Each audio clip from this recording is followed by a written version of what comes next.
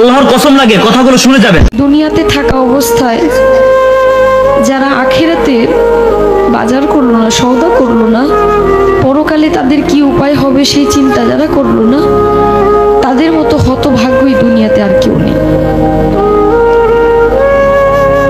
আজরাইল কিন্তু ঘুষ নেয় না।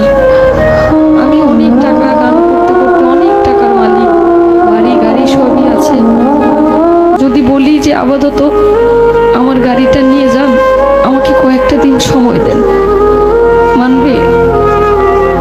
কারো কথা মানবে? মানবে না। মৃত্যুর কথা যে মানুষ দিনে 5 বার স্মরণ করে, সে কোনো ভুল কাজ করতে পারে না। একবার স্মরণ করে দেখেন, আপনি মরে গেলে আপনার সঙ্গে কে যাবে?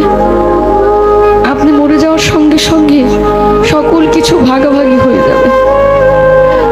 আপনি মরার সঙ্গে সঙ্গে আপনার ব্যাংকে কি আছে সেটা নিয়ে আপনার সন্তান, আত্মীয় স্বজন সবাই একটা হইচই লাগাই দেবে, কিন্তু আপনি যে কোথায় যাবেন সেই চিন্তাটা কেউ করবে না। মৃত্যুর কথা যখন স্মরণ হয়, নিজের কাছে খুব অপরাধী মনে হয় যে আজরাইলের সামনে কি জবাব দেব, কি বলবো সেদিন, কি বলার আছে আমার। কিন্তু মালিকের কাছে একটাই চাওয়া, আমার নবী করিম সাল্লাল্লাহু আলাইহি ওয়াসাল্লামের কালেমা যেন আমার এই জবানে জারি হয়, আমি যেন মৃত্যুর সময় বলতে পারি কালেমায়ে তাইয়্যিবা লা ইলাহা ইল্লাল্লাহু মুহাম্মাদুর রাসূলুল্লাহ সাল্লাল্লাহু